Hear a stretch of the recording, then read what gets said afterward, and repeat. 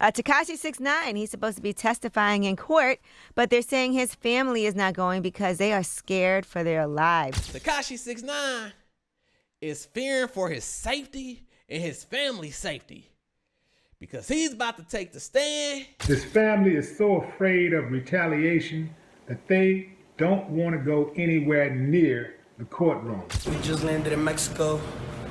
It's my first time in Mexico. I never met my family. Ever since Tekashi 6ix9ine turned on the 9 Trey gangster bloods, he's been living on borrowed time. The streets don't forgive, and they sure as hell don't forget. So y'all already know that there's been a lot of talk about this food that's coming down to our city this week. You are not allowed in our city. You're not welcome here. Apparently, gangsters aren't just threatening him. They're also making it clear that anyone connected to him could be a target, including his family. Feel that you and your daughter are at risk? In a sense, yeah. Absolutely. It allegedly got so bad that his own family didn't even show up to his court hearings, not because they didn't care, but because they were terrified. It's going to affect others. He's only thinking about himself. So, is Tekashi running out of time?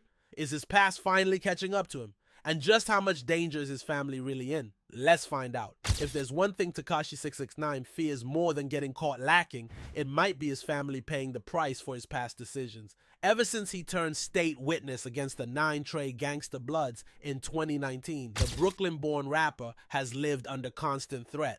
But here's the chilling part. Those threats don't stop with him. The very gangs he once associated with aren't just looking for revenge against him. They're ready to go after anyone connected to him, including his blood relatives. You are gang affiliated and something goes down, your whole family is at risk. As if things weren't already bad enough, Tekashi 6ix9ine is now preparing to testify in another high-stakes trial. This time over his claims that he was pistol whipped, robbed, and kidnapped in July 2018. His accusations are aimed at Anthony Harv Ellison, a former member of his management team and an alleged affiliate of the 9 Trey Bloods. The news now, rapper Tekashi 6ix9ine was back on the stand today in the trial for 2 members of his old gang. Ellison, however, has always maintained his innocence, insisting that the alleged attack never happened the way Tekashi claims. This trial is expected to be another bombshell moment in Tekashi's legal saga, and it's only making things worse for him on the streets. Here's the thing. If Tekashi takes the stand again, he's not just reinforcing his status as a snitch, he's also reopening old wounds. Every time he speaks in court, he risks escalating tensions with gang members who already want him dead. The moment he names names, the target on his back, and by extension, his family's, gets even bigger. Sources connected to the case have alleged that the rapper is worried about how his mother and brother could be harmed, and also for his own safety behind bars. According to an insider who spoke to TMZ, 6ix9ine knows that testifying could make him a marked man for life. He's already dropped thousands on security for his mom, just to make sure she's safe. Their safety now more than his, because again, it could be a family member or some type of other gang member that didn't get picked up from the same gang that said, yo, that we got to give 6ix9ine a read. Back in February 2019, a leaked plea deal transcript revealed that after getting busted in a massive 5-year police investigation, 6ix9ine's guilty plea could actually get him out as early as January 2020. The documents also show that he's already asked for witness protection once he's released. Court papers claim that Tekashi, his ex-manager Shotty, Crippy, Ish, and a few others were all part of the 9 Trey Bloods, a gang accused of using violence to grow their substance business. They allegedly pushed MDMA, HN, WD, and FEL all over New York. Rapper Boosie lashed out at Tekashi 6ix9ine for cooperating with prosecutors, claiming he would be murdered and that his family was in grave danger as a result. When people looking at their case, this 6ix9ine, like he is hated. He's hated. He's hated. Tekashi 6ix9ine, who had previously admitted to an offense against a young one, faced decades behind bars on charges related to a police crackdown on the 9 Trey Bloods gang. However, thanks to a guilty plea deal that incriminated others, he could have been released in less than a year. In an Instagram post, Boosie unleashed on the Gummo hitmaker for being a rat, renouncing his previous support for him.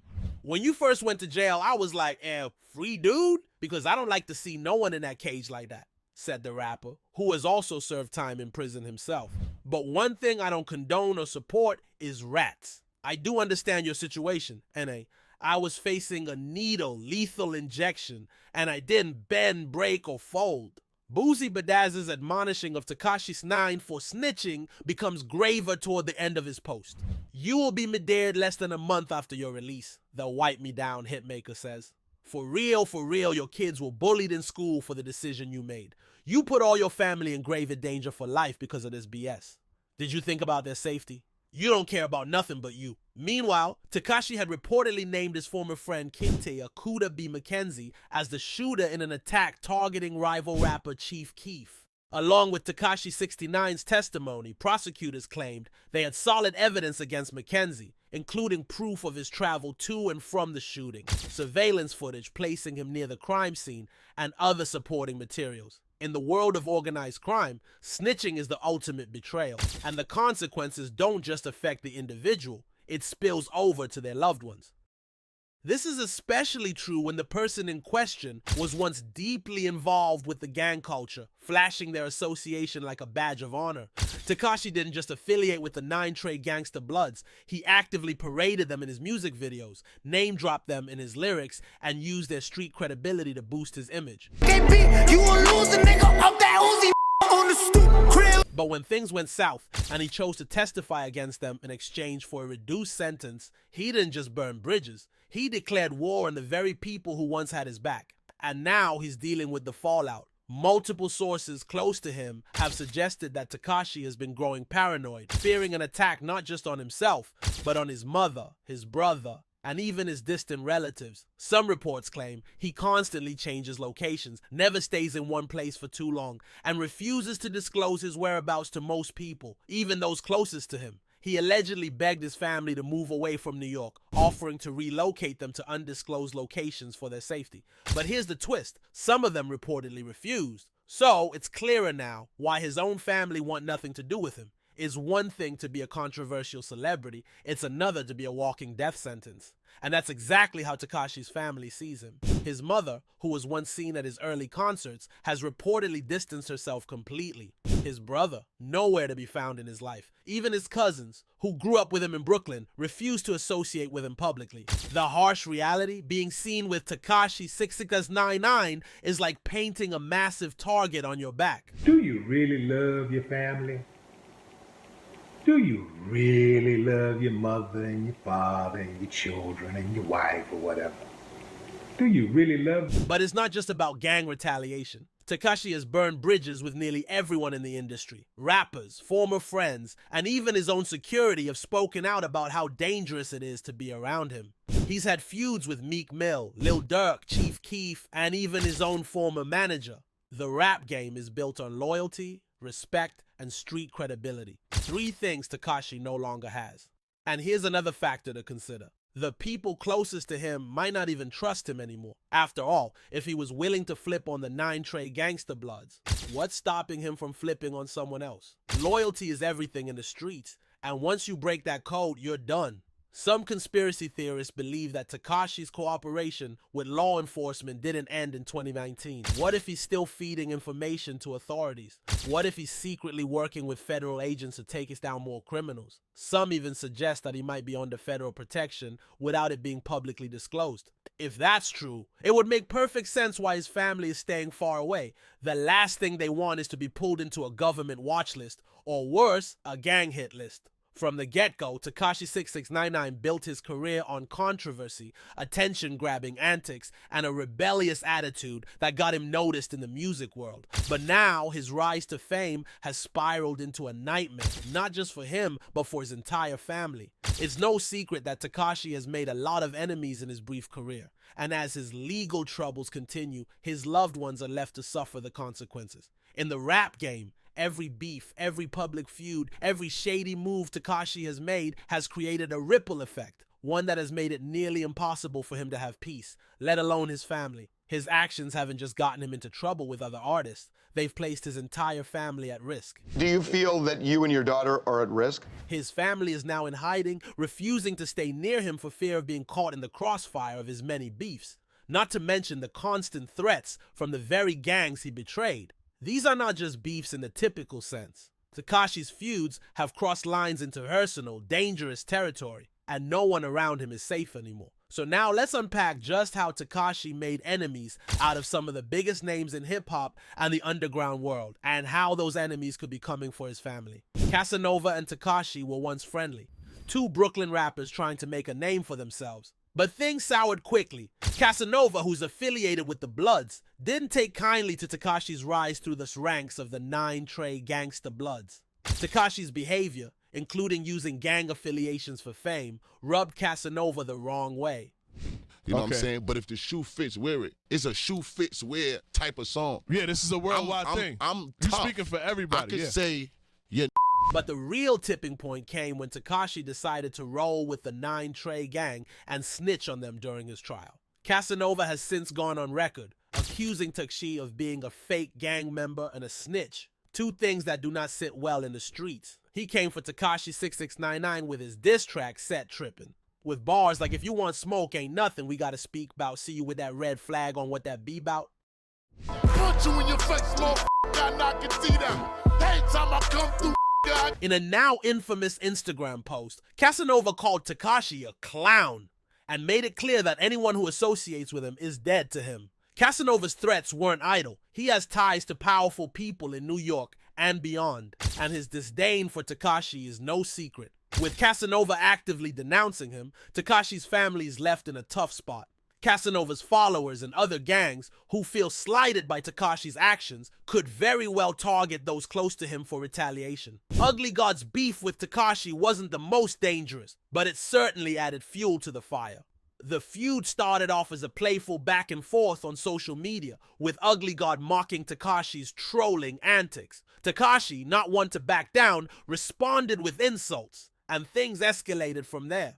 Ugly God wasn't about to let Tekashi slide without calling him out, even saying Tekashi was a clout chaser. Nah, that did some weird shit.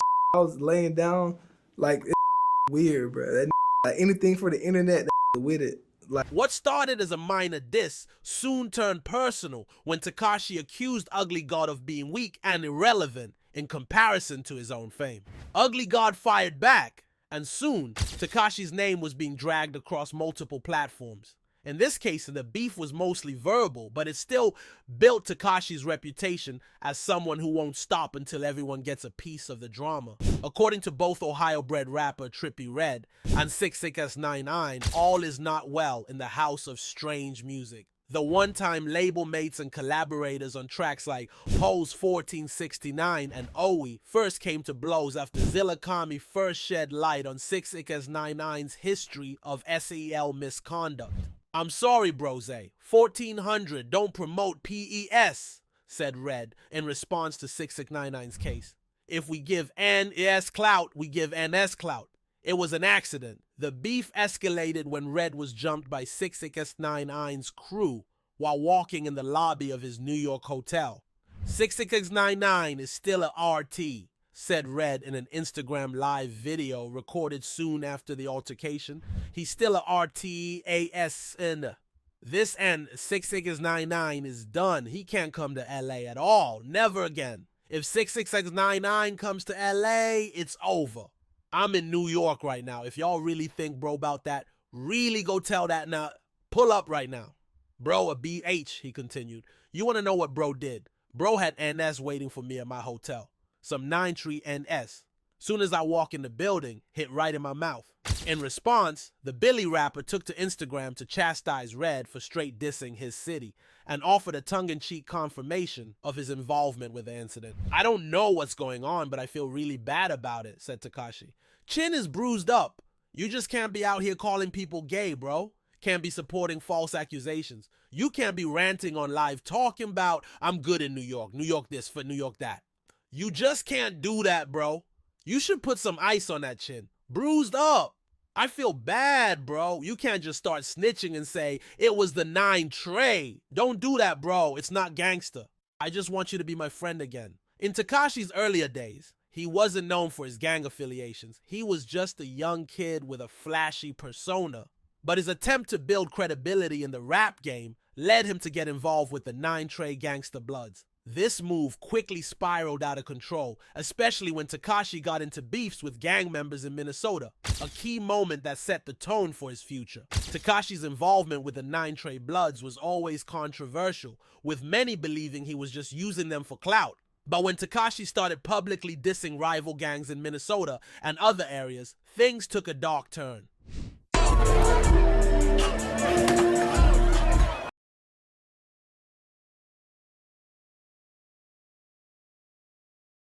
The beef quickly turned dangerous when Tekashi's street ties started to involve real gang violence, which eventually led to shootings and armed confrontations. When Tekashi was later arrested for racketeering, conspiracy, and gun charges, he quickly became the target of not just the Bloods, but the enemies of the Bloods all over the country, including Minnesota. After Tekashi nabbed his career-making Gummo beat from Trippie Redd by way of Magnolia producer Pierre Bourne, it quickly became clear that the hot right now hitmaker wanted nothing to do with the rainbow-haired, in-your-face rapper.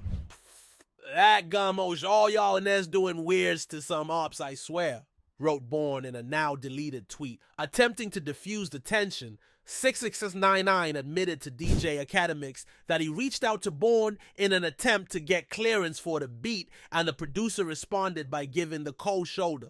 I haven't said a word to Pierre. All I said was, yo, big fan. Show him nothing but love. Real humble about my shit. I can't control nobody else, you know what I'm saying? So I never spoke to him. Private lawyers got through to him. Compton-bred rapper. The game wanted everyone to know that he has the undisputed high ground, while gunning to take Tekashi down a peg after his self-proclaimed King of New York status. The game drew first by leading a crowd to chant FK6699 during a stop on the European leg of his 45 tour, and referring to the rapper as a faker blood. The Gummo rapper took to Instagram to issue his response. I turned gangsters into clout chasers, he wrote. I invite all yo to my DK. A kid with rainbow hair got the whole industry right now aggravated. The game stood behind his claim that 66699 was nothing more than a wannabe gangster by serving the gram with receipts of the rapper's fake status. Went from an RT in 2016 to trying to be a Crip in 2017 to running the Bloods in NY in 2010, and actually got NS co-signing this FN weirdo. New York cannot be down with this Fuey. It's a misrepresentation of what NY really is. And LANS ain't tolerating no more disrespect, period. Not to the city, the culture, or either sides of the flag, he wrote, before punctuating the end of his rant with a hashtag. YG, an OG Blood affiliate who has remained tight-lipped on Saga 9's beefs, thus far stepped in the game's comment section to voice his support of the diss after pictures of the Billy rapper repping Crip Blue went viral. That's IOTT, wrote YG, accompanied by an OK hand emoji. Unbothered by the tag team diss, 66699 then posted a vid to the gram of the game's pre-fame appearance in a reality dating game show, Change of Heart. J. Prince Jr. certainly had something to say about 66699's claim that he has a universal hood pass and can fly his red flag freely on any block without getting checked. The rapper attempted to roll up at the birthday party for J. Prince Jr., the son of J. Prince, Rap-A-Lot Records CEO, while he was in Houston. However, tensions rose after 66699 and his crew were denied entry. First off, 66699, don't think that you can go to other people's city and not show them the proper respect that's due. We've earned that and demand it, captioned Prince in an Instagram upload showing the NY rapper getting turned away from the event by his brother, Baby J. Although I might not condone in a bunch of the moves you've made. I don't know you, and I know that you're young and new to this, so you have a lot of learning to do. But not for 1 second do you get it misunderstood that you can get away with the disrespect in my city the way you've shown in others.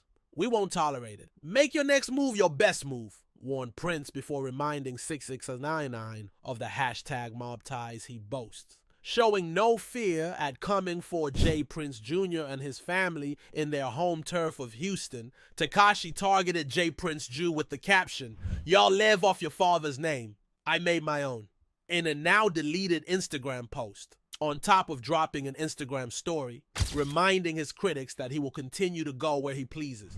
"I literally come to everyone's city when y'all say don't come. Pulling everybody caught. Y'all stay in y'all hometown," said the rapper. "I talk Esh from New York all the way to Ye City. I move around."